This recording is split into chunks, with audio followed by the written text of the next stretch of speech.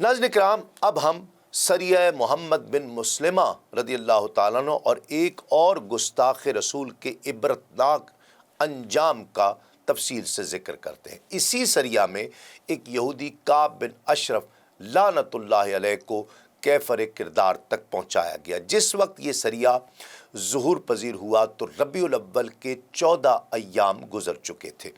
हिजरत मुस्तफ़ा सल्लल्लाहु अलैहि वसल्लम को कम व बेश 25 माह होने को थे। हुज़ूर नबी करीम सल्लल्लाहु अलैहि वसल्लम ने हज़रत मोहम्मद बिन मुस्लिमा को 4 सहाबा किराम के साथ भेजा ताकि वो काब बिन अशरफ यहूदी को जहन्नुम वासिल फरमाए। इब्न इसहाक की रिवायत के मुताबिक काब बिन अशरफ यहूदियों का हलीफ था और उसका बाप बनु नभान से ताल्लुक़ रखता था। उसने जाहिलियत में किसी शख्स को कत्ल कर डाला और मदीना तैयबा आकर बनु नज़ीर का हलीफ बन गया और फिर रफ्ता रफ्ता उनमें साहिब शरफ और साहिब इज़्ज़त हो गया। अशरफ ने यहूदन अकीला बिनते अबुल हकीक से शादी कर ली, जिससे काब पैदा हुआ। काब एक तवील और जसीम शख्स था। उसका पेट और सर बहुत बड़ा था और ये कादिल कलाम अरबी शायर भी था। ये अपने माल की फरावानी की वजह से हिजाज के यहूदियों का सरदार बन गया और ये उलमा यहूद को अतियात दिया करता था, डोनेशंस दिया करता था और उनके साथ सिला रहमी किया करता था। जब हुज़ूर नबी करीम सल्लल्लाहु अलैहि वसल्लम मदीना तैयबा जलवा अफरोज़ हुए तो बनु कैनका और बनु कुरैज़ा के उलमा काब बिन अशरफ के पास आए ताकि वो उन्हें अतियात अता करे। काब ने उनसे पूछा कि उस शख्स यानी नबूवत के दावेदार के बारे में तुम्हारे पास क्या ख़बर है। उलमा ने कहा कि वो ऐसी ज़ाते बाबरकत हैं जिनके हम मुंतज़िर थे, हमने सारी अलामात उनमें पाई हैं। काब ने कहा कि तुम बहुत सी भलाई से महरूम कर दिए गए हो, तुम अपने अहलो अयाल के पास लौट जाओ। मेरे माल में और भी बहुत से हुकूक हैं, यानी मैं तुम्हें इस बात के करने के बाद कुछ नहीं दूंगा। अब तुमसे ज़्यादा ज़ाते बरक़ात माली मुआवनत की हक़दार है। ये कोरा जवाब सुनकर यहूदी उलमा खाइब व खासिर वापस आ गए और फिर बाहम साजिश करके दोबारा उसके पास वापस गए और अपनी पिछली बात से मुकरते हुए बड़ी चालाकी से और मुनाफ़िक़त से कहा कि हमने उस शख्स यानी मोहम्मद सल्लल्लाहु अलैहि वसल्लम के बारे में जो कुछ तुम्हें पहले बताया था वो समझ लो कि हमने जल्दी में कह दिया था। जब हमने अपने दीगर उलमा से पूछा तो हमें अपनी गलती का एहसास हुआ। ये वो शख्स नहीं जिसके हम मुंतज़िर थे। नाज़रीन किराम, ये सुनकर काब उनसे राज़ी हो गया और उनके साथ सिला रहमी की और उनमें से हर एक को कुछ कुछ माल दिया। ये तीरा बख्त अपने अशार में हुज़ूर नबी करीम सल्लल्लाहु अलैहि वसल्लम की हज बयान किया करता था और मुशरिकीन कुरैश को आप सल्लल्लाहु अलैहि वसल्लम को शहीद करने पर उभारा करता था। हुज़ूर नबी करीम सल्लल्लाहु अलैहि वसल्लम मदीना तैयबा तशरीफ़ लाए तो आप सल्लल्लाहु अलैहि वसल्लम को लोगों के साथ तालीफ़ क़ल्बी का हुक्म दिया गया था। उनकी अज़ियतों पर सब्र करने का हुक्म दिया गया था।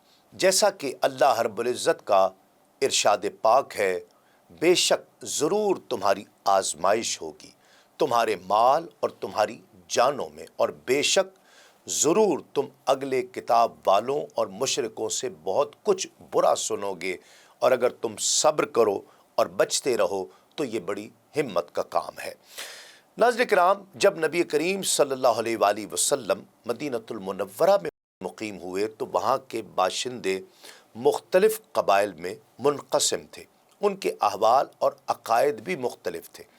आप सल्लल्लाहु अलैहि वसल्लम ने उन्हें कलिमा इस्लाम पर जमा फरमाकर उनकी इस्लाह करने का इरादा फरमाया।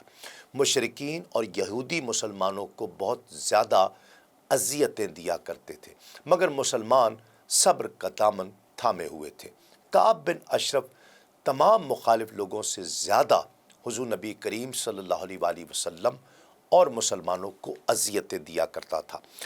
अगरचे हुज़ूर नबी करीम सल्लल्लाहु अलैहि वसल्लम ने मुआहिदा कर रखा था कि यहूदी हुज़ूर के ख़िलाफ़ किसी की मदद नहीं करेंगे, मगर यहूदियों ने ये मुआहिदा तोड़ दिया। वो हुज़ूर नबी करीम सल्लल्लाहु अलैहि वसल्लम और आपके जानिसार सहाबा किराम को دشنام ترازی بھی کیا کرتے تھے۔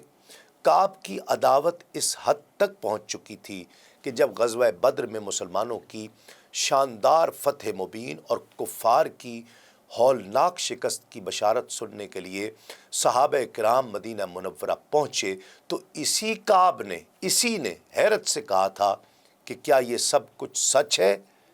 کیا محمد صلی اللہ علیہ وآلہ وسلم نے ان لوگوں کو تہہ دیکھ کر دیا ہے جن لوگوں کے یہ نام لے رہے ہیں؟ مرنے والے تو مکے کے نہایت صاحب شرف افراد اور سردار تھے۔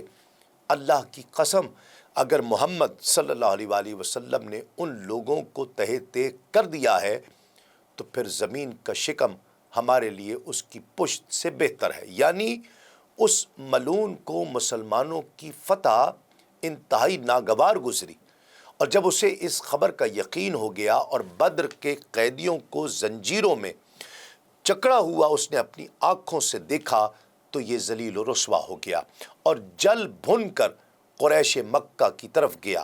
وہ ان کے مقتولین پر آہ و بکا کرتا رہا، وہ لوگوں کو حضور نبی کریم صلی اللہ علیہ وآلہ وسلم کے ساتھ جنگ لڑنے پر ابھارتا تھا۔ اور یہ کعب مکہ مکرمہ میں مطلب بن ابی وداع السہمی کے ہاں ٹھہرا ہوا تھا۔ اس کے پاس اس کی بیوی عاتکہ بنت اسید بن ابی العیز بھی تھی۔ اس نے اس کی بڑی تکریم کی۔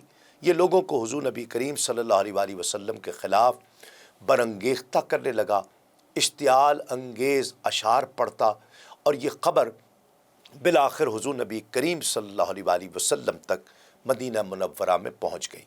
آپ نے مسلمانوں کے مشہور شاعر دربار رسالت حضرت حسان بن ثابت رضی اللہ تعالیٰ عنہ کو بلایا اور کعب کے اشعار کا جواب دینے کا حکم دیا۔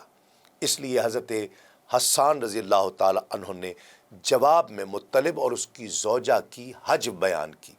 جب عاتکہ تک وہ اشعار پہنچے جو حضرت حسان بن ثابت نے لکھے تھے تو اس نے اپنے مہمان کعب کا کجاوا گھر سے باہر پھینک دیا اور کہا، بھلا ہمارا اور اس یہودی کا کیا تعلق ہے؟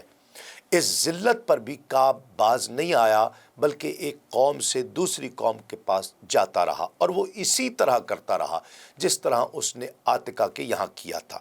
اس کی خبر حضور نبی کریم صلی اللہ علیہ وآلہ وسلم تک پہنچ گئی۔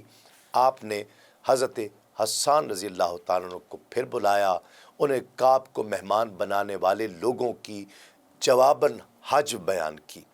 ان لوگوں نے بھی کعب کے ساتھ وہی سلوک کیا جو عاتکہ نے کیا تھا کہ گھر سے نکال دیا۔ پھر وہ مدینہ طیبہ واپس آ گیا۔ وہ اپنی غزلوں میں عفت مآب مسلمان خواتین کا انتہائی گھٹیا انداز سے ذکر کیا کرتا۔ جب اس نے باز آنے سے انکار کر دیا تو حضور نبی کریم صلی اللہ علیہ وآلہ وسلم نے ارشاد فرمایا کہ کون ہے جو کعب بن اشرف سے ہمیں نجات دلائے گا، اور اسے کون کیفر کردار تک پہنچائے گا؟ وہ اعلانیہ ہماری حجب اور عداوت کرتا ہے۔ وہ مکہ مکرمہ کے مشرکین کے پاس گیا، اس نے ہمارے ساتھ جنگ کرنے پر انہیں جمع کیا۔ دوسری روایت میں ہے کہ اس تیرہ بخت نے خانہ کعبہ کے پردوں کے پاس قریش کے ہمراہ مسلمانوں کے ساتھ جنگ کرنے کا معاہدہ کر لیا۔ جب کعب ابھی مکہ مکرمہ میں ہی تھا، اس وقت ہی حضور نبی کریم صلی اللہ علیہ وآلہ وسلم نے صحابہ کرام کو اس کی کارستانیوں سے آگاہ فرما دیا، اور ساتھ ہی یہ بھی کہا کہ یہ بات مجھے رب تعالیٰ نے بتائی ہے۔ پھر سورہ نساء کی یہ آیات تلاوت فرمائی کہ کیا تم نے وہ نہ دیکھے جنہیں کتاب کا ایک حصہ ملا، ایمان لاتے ہیں بت اور شیطان پر، اور کافروں کو کہتے ہیں کہ یہ مسلمانوں سے زیادہ راہ پر ہیں، جن پر اللہ نے لعنت کی، اور جسے خدا لعنت کرے تو ہرگز اس کا کوئی یار نہیں پائے گا۔ ناظرین کرام، ان آیات کے شان نزول کے بارے میں حضرت عروہ بن زبیر رضی اللہ تعالیٰ عنہ سے روایت ہے کہ اللہ رب العزت کا یہ دشمن کعب حضور نبی کریم صلی اللہ علیہ وآلہ وسلم اور اہل ایمان کی حجب کرتے ہوئے حد سے بڑھ گیا، اور یہ اہل ایمان کے دشمنوں کی مدح کیا کرتا تھا، انہیں مسلمانوں کے ساتھ جنگ کرنے کی ترغیب دلاتا تھا، اور اس بدبخت نے اسی پر اکتفا نہیں کیا بلکہ قریش کے پاس کیا اور حضور نبی کریم صلی اللہ علیہ وآلہ وسلم کے خلاف قوت طلب کی۔ ابو سفیان اور دیگر مشرکین نے کہا، تمہارے نزدیک ہمارا دین پسندیدہ ہے یا محمد صلی اللہ علیہ وآلہ وسلم اور آپ کے صحابہ کا دین؟ تیری رائے میں کون سا دین زیادہ ہدایت یافتہ اور حق کے زیادہ قریب ہے؟ کعب نے حسد و بغض کی آگ میں جل کر اپنے یہودی عقیدے کو بھی بالائے طاق رکھتے ہوئے کہا کہ تمہارا دین زیادہ ہدایت یافتہ اور افضل ہے۔ اس وقت اللہ رب العزت نے سورہ نساء کی یہ آیات نازل فرمائی۔ حضرت عروہ نے یقین کے ساتھ کہا ہے کہ یہ آیات کعب بن اشرف کے لیے ہی نازل ہوئی ہیں، اور امام احمد کی نقل کردہ روایت بھی اس کی تائید کرتی ہے۔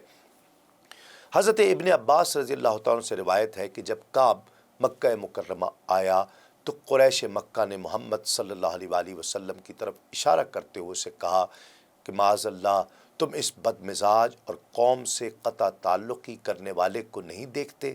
وہ گمان کرتا ہے کہ وہ ہم سے بہتر ہے، جبکہ ہم حاجیوں کے خدام اور بیت اللہ کے نگران اور حاجیوں کو پانی پلانے والے ہیں۔ کعب نے کہا کہ بلا شبہ تم ان سے بہتر ہو معاذ اللہ۔ انہی دشمنان خدا کے متعلق سورۃ الکوثر کی یہ آخری آیت نازل ہوئی، اعوذ باللہ من الشیطان الرجیم، ان شانئک ھو الابتر۔ امام ابن اسحاق تحریر کرتے ہیں کہ جب کعب قریش کے پاس گیا تو اس کے ہمراہ حی بن اخطب، سلام بن ابی الحقیق، ابو رافع، ربی عمارہ اور حوزہ بھی تھے۔ جب یہ مکہ معظمہ پہنچے تو قریش نے آپس میں کہا کہ یہ یہود کے علماء ہیں، ان سے پوچھ لو کہ کیا ہمارا دین بہتر ہے یا محمد صلی اللہ علیہ وآلہ وسلم کا دین۔ قریش مکہ نے ان یہودیوں سے یہی سوال کیا تو انہوں نے بے شرمی کا، بدبختی کا مظاہرہ کرتے ہوئے کہا کہ تمہارا یعنی مشرکین کا دین بہتر ہے، تم ان سے اور ان کے پیروکاروں سے معاذ اللہ بہتر ہو۔ اس وقت ان آیات بینات کا نزول ہوا۔